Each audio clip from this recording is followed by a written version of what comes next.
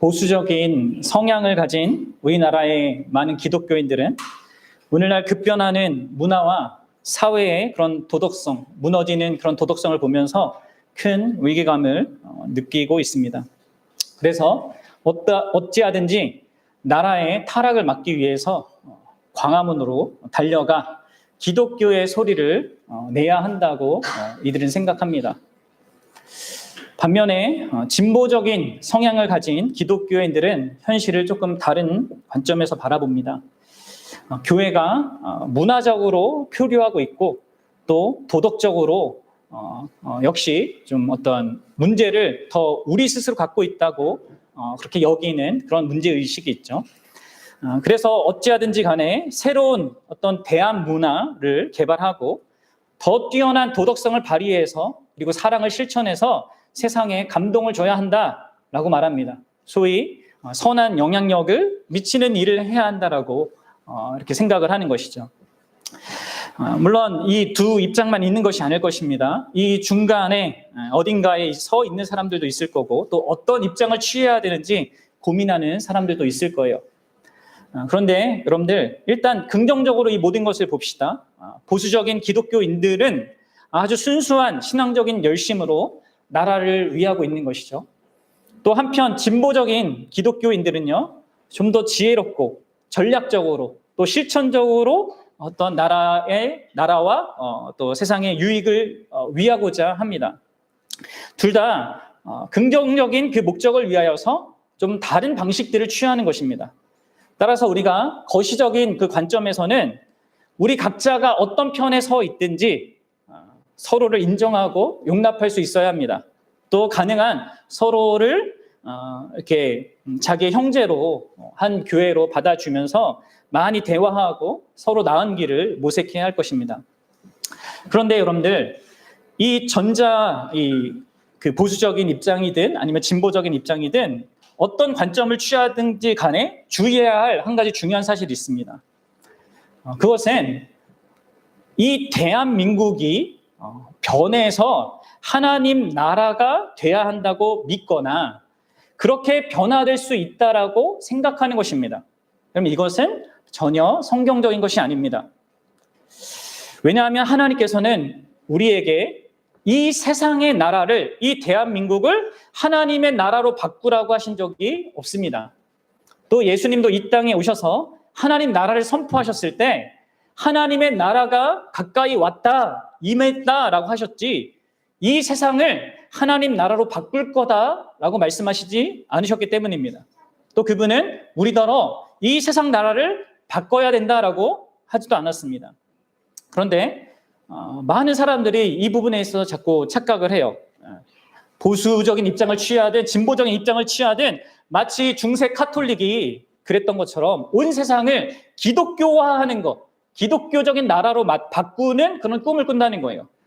그래서 소위 성시화 운동 이런 것들도 벌이고 있는데요. 여러분 이것은요, 하나님께서 그리스도 안에서 이루시는 그 구원에 대해서 성경이 말하는 대로 바로 알지 못하기 때문에 갖는 오해입니다. 여러분들 명확한 이 구원의 이해가 있어야 돼요. 그래서 오늘 여러분들과 함께 저는요, 하나님의 구원을 받은 사람들이 이 세상 나라에서 이 세상 나라와 어떤 관계를 맺으며 살아야 되는지, 이 세상의 현실이라고 흔히 얘기하는 그 현실을 내가 어떤 자세와 중심으로 살아야 되는지 이 부분을 오늘 말씀을 통해서 함께 나눠보고자 합니다. 여러분들은 이 세상 나라, 곧 이 대한민국이죠. 우리에게는 피부적으로 와닿는 이 세상의 현실에 대해서, 다양한 일들에 대해서 여러분들은 어떤 관점과 태도를 취하고 있습니까? 여러분들은 여러분들의 구원과 여러분들의 믿음이 자신의 학업이나 직업이나 경제관과 어떤 관계에 있는지 아십니까? 또 과학이나 정치와 같은 이런 부분들과 또 신앙인으로서의 자신의 그 관계가 어떠한지를 생각해 보셨습니까? 이런 영역들은 오늘날 정말 너무도 빠르게 변화하고 있습니다. 따라서 신앙적으로 이런 것들을 어떻게 대체할지 몰라서 당황해하는 그리스도인들이 많습니다. 그리고 항상 극단적인 태도를 보여요. 아주 보수적으로 그 모든 세상 것들을 막 타부시하든지 아니면 세상의 것이 너무 좋다 해가지고 막 세상의 것을 추구하든지. 그럼 우리는 어떤 태도와 관점을 취해야 될까요? 성경조차 이런 급변하는 이런 현실에 대해서 구체적인 답을 주고 있지는 않습니다. 그러나 오늘 본문은요, 예수 그리스도 안에 있는 참된 구원을 소유한 그리스도인이 이 세상 나라에 대하여서 가져야 할 아주 근본적이고 본질적인 그런 관점을 제공해 주고 있습니다. 그리고 우리가 이를 명확하게 하면요, 각자의 형편과 상황이 다 다르지만 자기가 어떻게 이렇게 반응하며 살아야 될지에 대한 적용점들을 찾을 수 있으리라고 믿습니다. 사랑하는 여러분, 예수 그리스도 안에 있는 구원은요, 모든 것을 전적으로 바꾼다고 했습니다. 죄와의 관계, 사탄과의 관계, 그리고 율법과의 관계, 이 모든 것들을 바꾸죠. 그리고 우리에게 새로운 교회라는 공동체성을 가져다 주고요. 또 이 구원은요, 이 세상 나라와의 관계도 바꿉니다.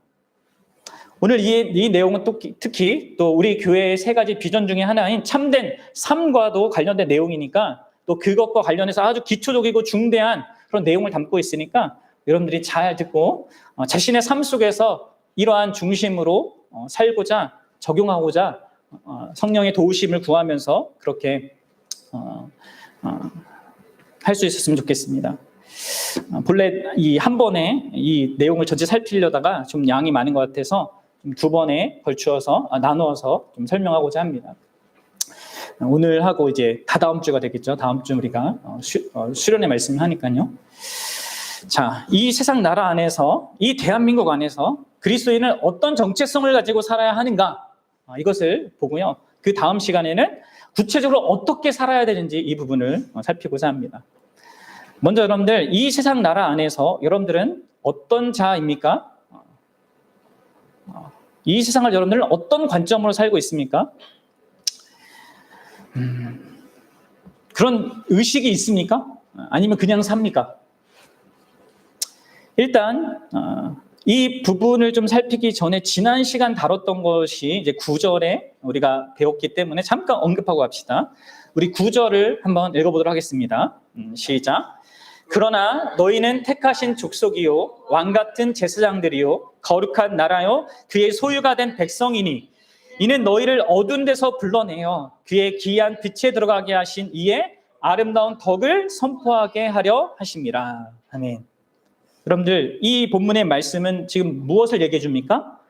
교회 공동체가 이 세상을 향해서 갖는 정체성을 말해주는 거예요. 여러분, 차이를 잘 보셔야 돼요. 나중에 우리가 세상 안에서 갖는 정체성과 교회로서 세상을 대항하여서, 세상을 향하여서 갖는 정체성이 다른 겁니다. 세상을 향하여서 대항해서 갖는 정체성은 택하신 족속, 왕 같은 제사장, 거룩한 나라, 그의 소유된 백성이라는 정체성이죠. 택하신 족속이라는 우리를 아주 겸손케 하는 그 사실과 하나님의 소유된 백성이라는 아주 하나님께 우리가 특별한 대상이라는 거잖아요. 우리를 든든하게 하는 이 정체성을 가지고 우리가 서로 각자가 왕 같은 제사장의 역할을 교회 안에서 서로 할 때, 그렇게 서로를 섬길 때 이 교회가 거룩한 나라, 거룩한 그런 문화를 이루게 되는 것이죠. 그렇게 하면 우리를 어둠 가운데에서 건져내신 하나님의 아름다운 덕이 이 세상 가운데 증언되는 것입니다. 이게 교회가 세상을 향해서 갖는 정체성이에요. 정체성과 역할이란 말이에요. 그리고 이 공동체성 없이는요, 이러한 일들을 감당하는 것은 불가능한 일이죠. 그리고 이 공동체적인 역할에 참여하지 않는 사람도 정상적인 신자일 수가 없습니다. 이 부분에 있어서 여러분들, 먼저 내가 참된 교회로 하나님 앞에 이렇게 서야 한다는 것을 잘 좀 생각 다시 했으면 좋겠습니다. 자, 그러면 이제 이 세상이 교회를 향해서가 아니라 세상 안에 있는 교회는 뭔가, 세상 나라 안에서의 그리스도인의 정체성은 뭔가, 이것을 보고자 합니다. 특별히 2장 11절이 말하고 있는 두 가지 정체성, 이 세상과의 관계 속에서 독특하게 신자가 가져야 되는 이 두 가지 정체성에 대해서 한번 봅시다. 우리 2장 11절 같이 읽어보도록 하겠습니다. 시작. 사랑하는 자들아, 거류민과 나그네 같은 너희를 권하노니. 여기까지요. 여러분들 지금 베드로 사도가 이 베드로 전서라는 이 수신자 교회에게 그들이 이 세상 가운데에서 어떤 정체성을 사는지를 두 가지 용어로 말하고 있습니다. 그게 뭐예요? 거류민과 나그네입니다. 베드로 사도는 이 세상을 살아가는 모든 그리스도인들이 이 세상과의 관계에서는 거류민이자 나그네다라고 말하고 있다는 거예요. 사랑하는 여러분, 여러분들은 이 두 가지의 정체성을 소유한 자로 이 세상 나라의 현실을, 대한민국의 이 현실을 살아가고 있습니까?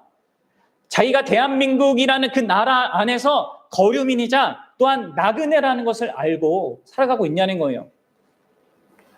우리는 하나님 나라 안에서는요, 하나님께 특별하게 소유된 택함받고 사랑받는 천국의 시민권을 가지고 있는 그런 자녀입니다. 하지만 이 세상 나라 안에서, 이 대한민국 안에서 우리는 거류민과 나그네입니다. 여러분 아시겠습니까?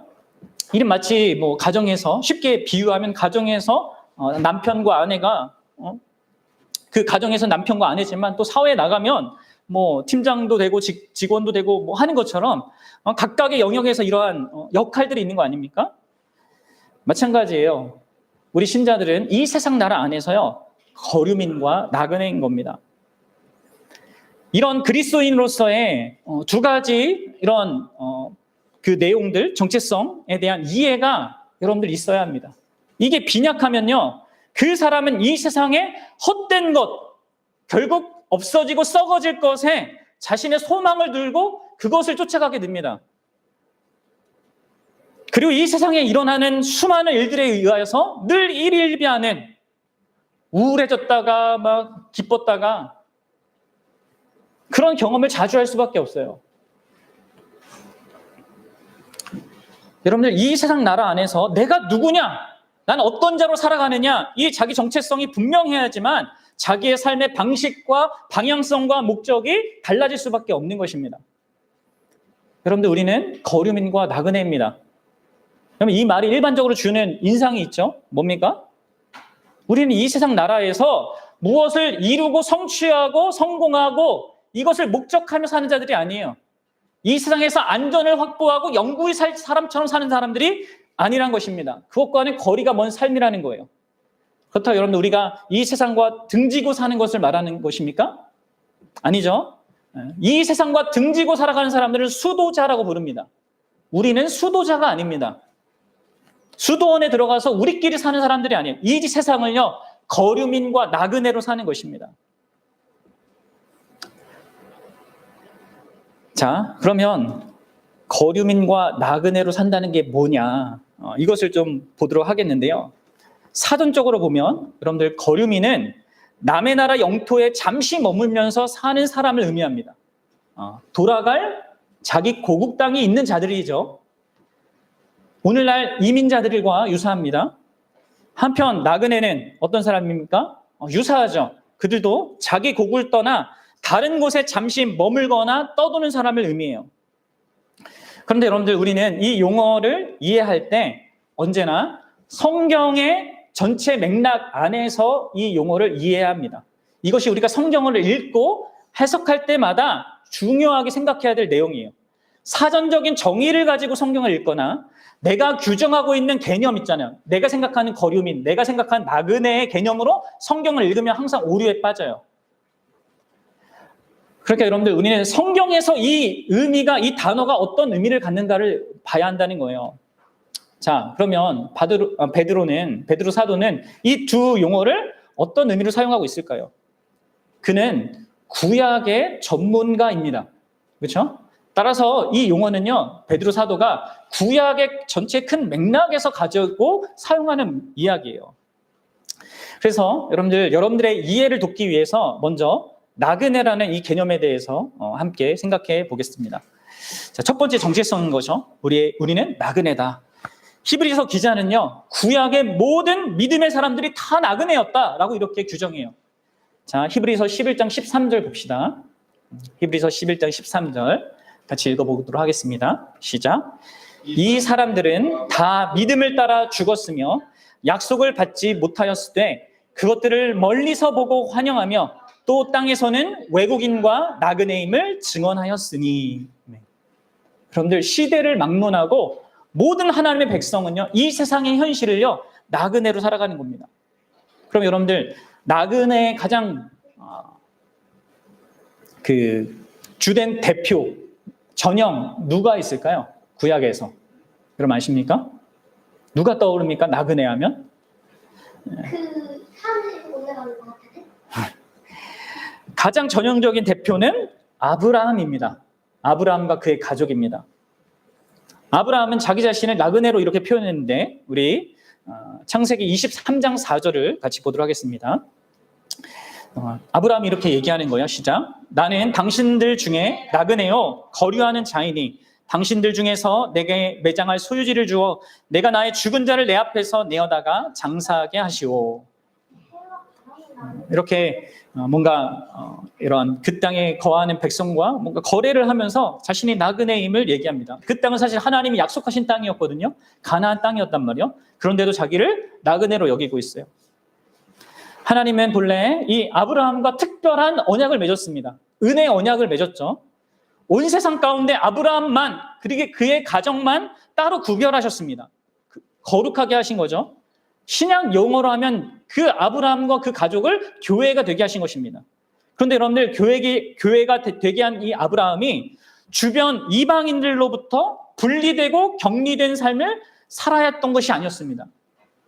오히려 아브라함은요, 아브라함의 일생을 쭉 창세기를 통해 보면 하나님을 모르는 사람들과 수많은 일상들을 공유했습니다. 아브라함 개인은, 그리고 그가 속한 가정은 이전까지 믿었던 우상들을 포기하고 하나님을 신뢰하는 그런 믿음의 훈련들, 그런 성장을 이루어야 했지만 동시에 그는 우상 숭배가 너무나 당연한 사회적인 문화, 우상이 가득한 그 많은 그런 현실들을 떠돌아 다녀야 했습니다. 그들이, 이 아브라함이 경험했던 문화들이 대부분 어떻겠습니까? 다 잡신들을 섬기는 그런 상황 속에서, 또 그것에 의하여서 만들어진 어떤 구조나 시스템에 의하여서 그들과, 그 이방인들과 관계를 하며 살아야 했다는 거예요. 그래서 창세기를 잘 읽어보면 어떻게 아브라함이 나그네로서 또 거류민으로서 이 땅을 살았는지를 잘 볼 수 있습니다. 특히 여러 가지 내용들이 나오는데요. 창세기 14장을 보면 아브라함은요, 주변 이방인들 그 왕들이 싸우는 전쟁에 관여합니다. 왜 그렇게 돼요? 바로 조카 롯이 한편의 포로로 잡혀갔기 때문입니다. 아브라함은 자기가 이렇게 개인적으로 또 집 안에서 이렇게 양육하던 군대를 동원해서 이 전쟁에 참여하게 됩니다. 그리고 결국 이방 왕들을 무찌르고 롯을 구해내기도 했습니다. 이렇게 세상 나라의 전쟁에 관여하는 일을 했다는 거예요, 아브라함이. 또 창세기 20장을 보면 아브라함의 삶에 또 흥미로운 일이 또 하나 발생되죠. 아브라함이 일종의 법정 소송에 휘말리게 됩니다. 왜 그런 일이 일어났냐면 아브라함이 그랄 왕 아비멜렉이라는 왕에게 자신의 아내를 사라죠. 그 사라를 누이라고 속여서 뺏긴 일이 있습니다. 하나님께서 아비멜렉이 나타나서 막 책망을 하잖아요. 그 아내는, 그 사라는 아브라함의 아내다. 결국 이 사건을 통하여서 아브라함은 이 아비멜렉과 어떤 법정 소송을 하게 되는데, 그 소송의 자리에서 그랄 왕 아비멜렉이 이렇게 아브라함에게 말합니다. 창세기 20장 9절인데 보십시오. 같이 읽어봅시다. 시작. 아비멜렉이 아브라함을 불러서 그에게 이르되 내가 어찌하여 우리에게 이렇게 하였느냐? 내가 무슨 죄를 범하였기에 내가 나와 내 나라를 큰 죄에 빠질 뻔하게 하였느냐? 내가 합당하지 아니한 일을 내게 행하였도다 하고. 여러분들, 지금 세상 왕, 하나님을 잘 모르는 그 왕이 아브라함을요 책망하고 있습니다. 이에 대해서 아브라함은 아주 궁색한, 남자답지 못한 변명을 하죠. 이 그랄 지역은 하나님을 잘 모르니까, 하나님을 잘 두려워하지 않으니까 자기 아내 사라 때문에 나를 죽이고 뺏어갈까 두려웠다는 거예요. 그런데 여러분들, 이러한 아브라함의 생각은 결국 어떻게 판명납니까? 오판이었다는 것이죠.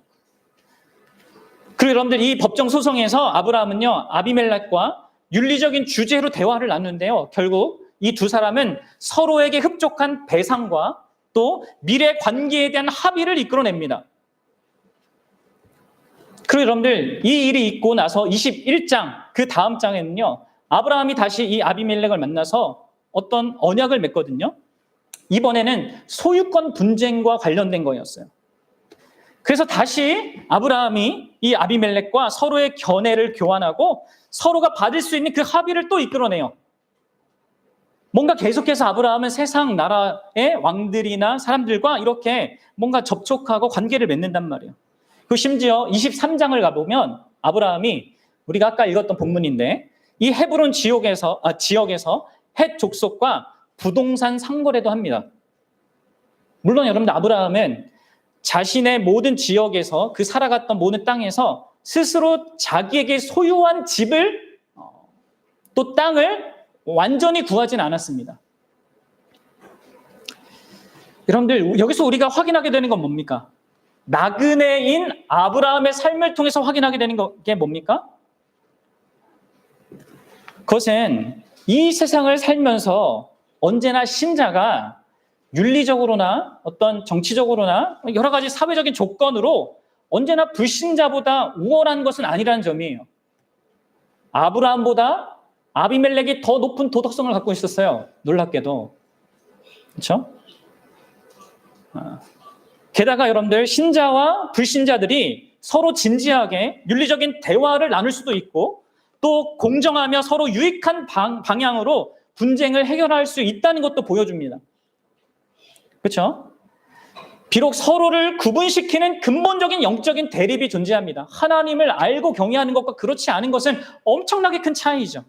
그러나 여러분들, 신자는 이 일반 나라와 관련된 많은 일들에 있어서 비기독교인들과 하나님을 모르는 자들과 여러 가지 다양한 측면에서, 정치적으로나 경제적으로나 여러 가지 측면에서 긴밀하게 협조할 수 있는 겁니다. 특별히 다른 종교를 가진 사람도 그렇고 심지어 이단도 그렇습니다. 모든 사람들과 우리는 서로의 유익을 위해서 함께 협력할 수 있는 거예요.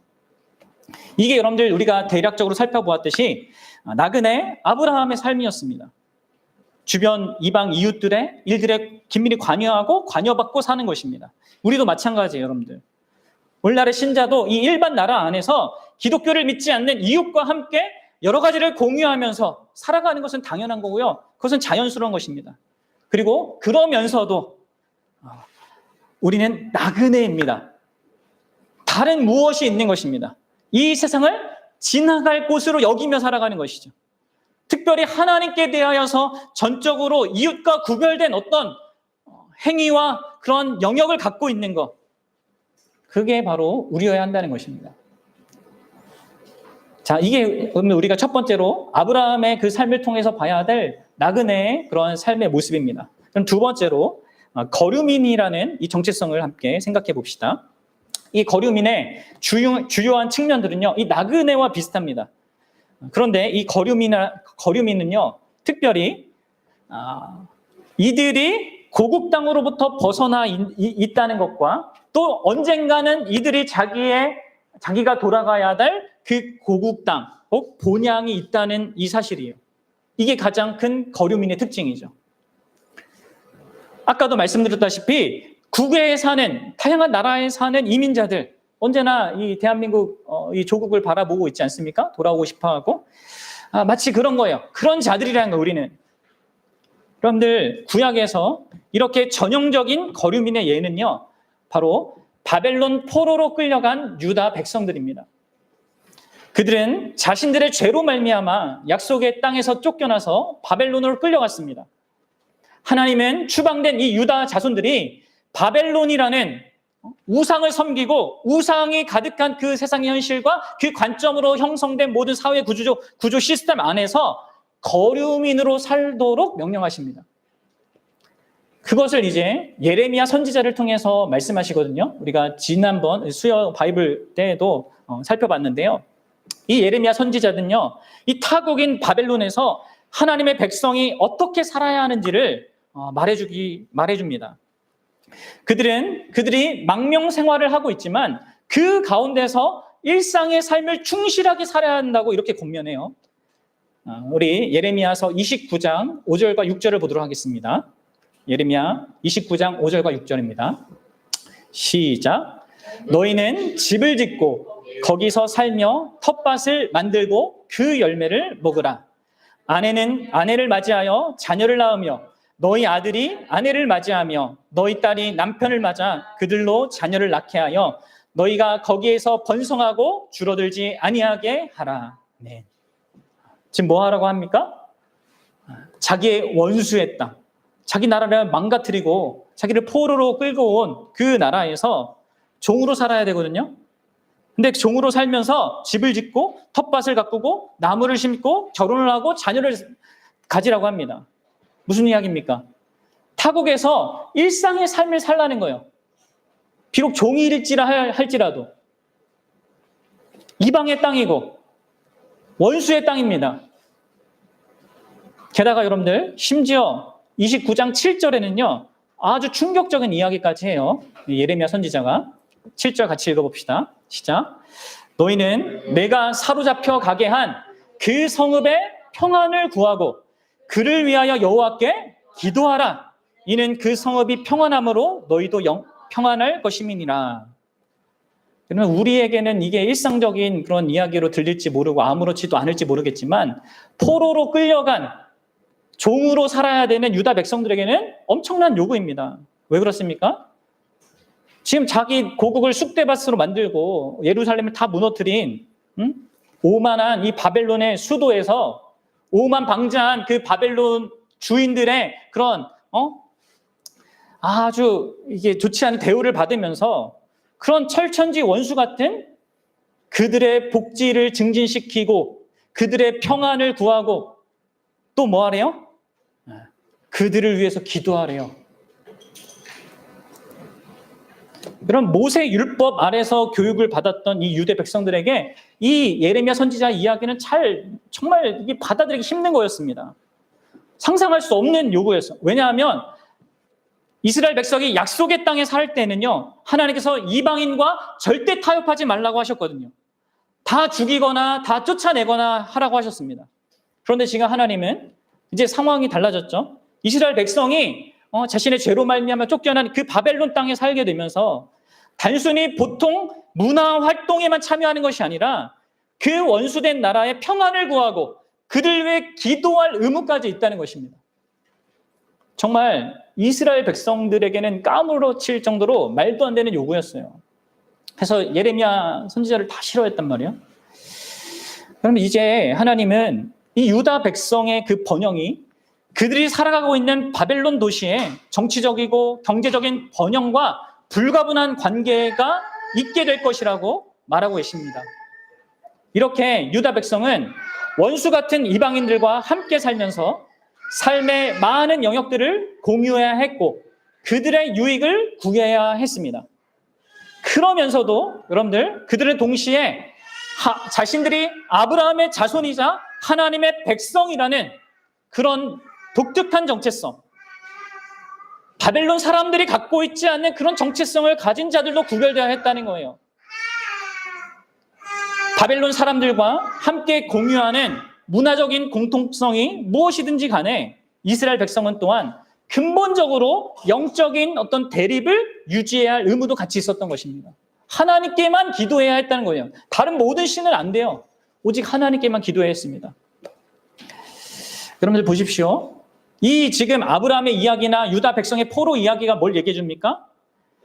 여러분 세상 나라 안에서 살아가는 것은요. 참되신 하나님을 섬기고 또 하나님 백성으로 이 생현실을 사는 것을 위태롭게 하는 것이 아닙니다. 역사적으로 그런데 이 근본주의적인 관점을 가진 기독교인들은 어떻게 했습니까? 세상 문화를 영위하고 참여하는 것을 아예 사탄적인 것으로 막 타부시하기도 했습니다. 여러분 그것은 극단적인 거예요. 물론 여러분들 우리는 그렇다고 해서 너무 진보적인 그 기독교인들처럼 세상 문화를 다 받으려고 하면 안 됩니다. 왜냐하면 세상 문화에는 분명히 죄악된 것들이 있기 때문에 그렇습니다. 그래서 여러분들 우리는 이 모든 것들을 잘 비판적으로 받아들여야 합니다. 여기까지 아닌데? 여러분들 이 세상의 모든 역사와 문화와 모든 것들이요 하나님의 주권 아래에 있는 것입니다. 창조주 하나님의 그 선물로 영이 되는 많은 것들이 있는 것이에요. 그래서 공유할 수 있는 게 많이 있는 것이죠. 그러면서도 여러분들 하나님이 특별하게 구원받은 자들에게 요구하신 어떤 특별한 어떤 정체성도 있는 것입니다.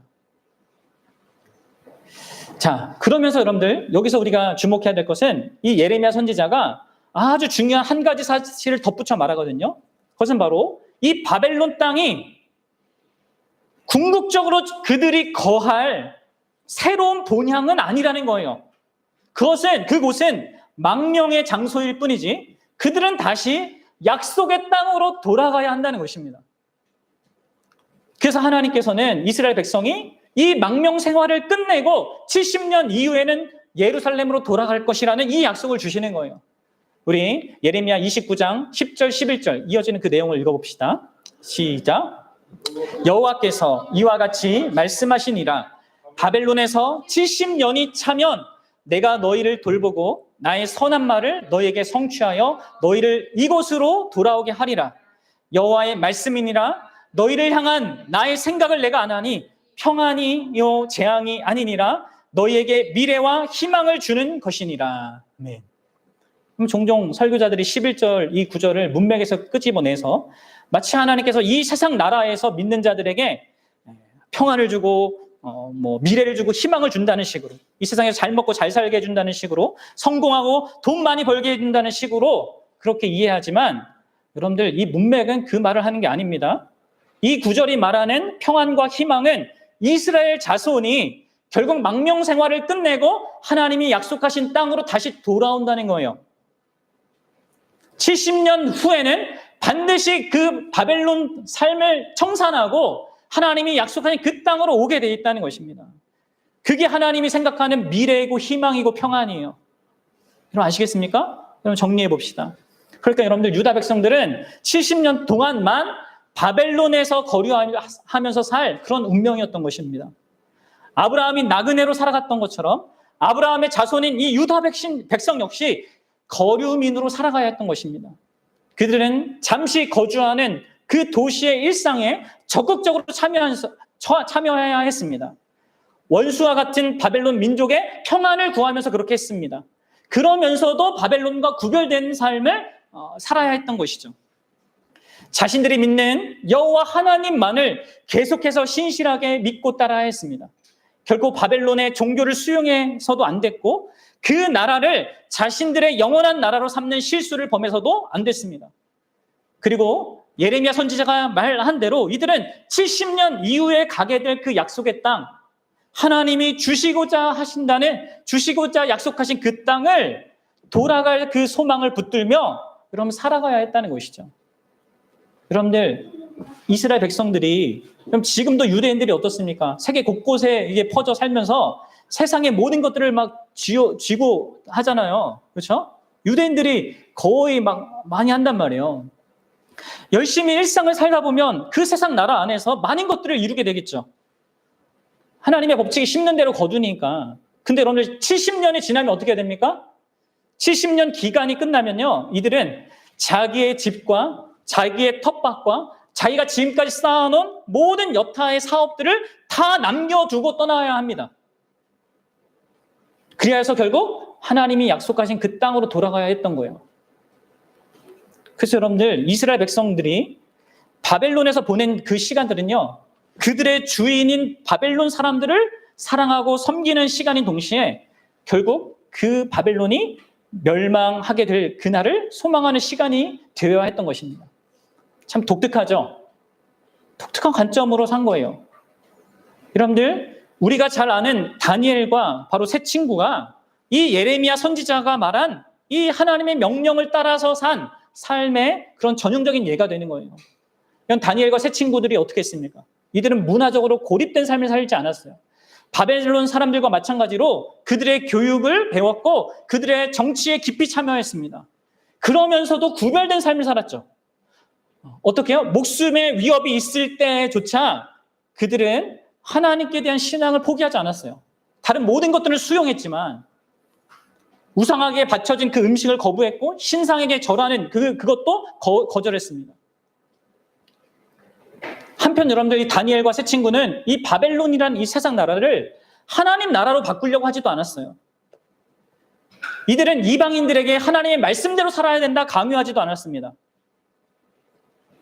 그러면서도 여러분들 이들은 하나님께 대한 그 신실함과 그 믿음, 그것에 있어서는 어떤 것과도 양보하지 않았어요. 그러면서도 무엇보다도 약속받은 하나님께서 약속하신 그 땅으로 다시 돌아갈 소망 가운데 살았습니다. 그럼 이게 하나님의 백성이 이 땅을 살아가는 방식입니다. 바벨론 왕을 섬기는 일 자체도 잘 감당했지만 그것이 하나님의 명령을 어기는 일이라면 하나님과 관계에 뭔가 문제를 갖게 하는 것이라면 손해를 보더라도 자신의 목숨을 잃더라도 그것을 수차례 거부하면서 타협하지 않았다는 거예요. 다니엘과 세 친구는 자신의 참된 시민권이 어디 있는지 결코 잊지 않은 거예요. 그게 바로 하나님의 말씀, 예레미야 선지자를 통해서 하신 그 말씀을 믿고 따랐던 것이죠. 여러분 결론을 맺겠습니다. 베드로 사도는요, 바로 이런 구약의 맥락에서 우리 신자들이, 이 신약의 신자들이 이 세상 나라 안에서 역시 동일한 나그네와 거류민의 정체성으로 살아가야 한다라고 말하고 있는 것입니다. 이것이 여러분들 세상 나라, 우리가 대한민국에서 살아가는 신자의 가장 근본적인 정체성이에요. 여러분 우리는 이 세상 나라, 이 대한민국 안에서 하나님을 알지 못하는 자들뿐만 아니라 다른 종교를 믿는 사람들, 심지어 이단들, 사이비 종교 집단들, 이런 모든 사람들과 많은 것들을 공유하며 살아가야 합니다. 그리고 우리는 그들의 유익을 구해야 합니다. 그들을 섬기고 사랑해야 합니다. 우리는 세상 나라로부터 벗어나서 살아가는 수도자들이 아니라고 했습니다. 또 이 세상 나라를 하나님의 나라로 바꾸는 변혁자들도 아닙니다. 여러분 물론 우리는 이 세상 나라에 살 때 우리가 신실하게 하나님을 바라보면 세상 사람들이 바라볼 때는 별난 사람들이다, 막 특이한 사람들이다, 뭐 자기네 끼리끼리 종교다 이렇게 볼 수도 있겠죠. 또 우리가 성실하게 우리의 역할들을 각자의 삶의 영역에서 감당하다 보면 세상에 어떤 선한 영향력을 미칠 수도 있습니다. 그렇죠? 그래서 기독교인 어떤 역사가 어떤 한 문화에 들어가면 상당히 좋은 영향력을 미친단 말이에요. 그럼 여러분들 이 세상 모든 나라는 결국 지나가야 할 나라입니다. 그리고 우리가 뭔가를 이뤘다 하더라도 뭔가를 크게 성취했다 하더라도요. 그 모든 것을 우리는 두고 가야 하는 사람들입니다. 왜 그렇습니까? 우리의 본향이 우리가 궁극적으로 살아가야 될 그 세상이 이 세상 나라가 우리 아니기 때문에 그렇습니다. 여러분 우리는 예수 그리스도로 말미암아 그분 안에서 우리는 우리가 이루는 나라가 아니라 그분이 가져다 주실 그 나라를 소유하게 됩니다. 여러분 아십니까? 이게 여러분들 우리가 이 세상 나라를 나그네와 거류민으로 살아야 될 가장 근원적인 이유인 것이죠. 이제 베드로전서 1장 3절 4절 하나님께서 베드로 사도가 이렇게 얘기하는데 우리 같이 읽어봅시다. 시작. 우리 주 예수 그리스도의 아버지 하나님을 찬송하리로다. 그의 많으신 긍휼대로 예수 그리스도를 죽은 자 가운데서 부활하게 하심으로 말미암아 우리를 거듭나게 하사 산 소망이 있게 하시며 썩지 않고 더럽지 않고 쇠하지 아니하는 유업을 있게 하시나니 곧 너희를 위하여 하늘에 간직하신 것이라. 아멘. 사랑하는 여러분 보십시오. 우리에게 주어진 것은요. 하늘에 간직하시고 그분이 가져다 주실 썩지 않고 더럽지 않고 쇠하지 않는 그런 것입니다. 그런 나라입니다. 하나님의 나라입니다. 이게 예수 그리스도를 믿음으로 말미암아 거듭난 자에게 있게 되는 산 소망이라는 거예요. 그럼 생각해 보십시오. 제가 종종 예를 들지만 개미가 이룬 엄청난 업적을 한번 생각해 보십시오. 개미가 아무리 그 땅에다가 엄청난 그 동굴을 막 짓고 막 수세기 동안 그렇게 이뤘다고 합시다. 여러분들 우리 인류가 이룬 것과 그게 비교되겠습니까? 인류가 지금까지 모든 역사를 통해서 이루어온 이 과학과 문명과 의학의 이런 모든 발달들과 개미가 그렇게 땅에서 막 해서 이룬 것과 비교가 되겠냐는 거예요.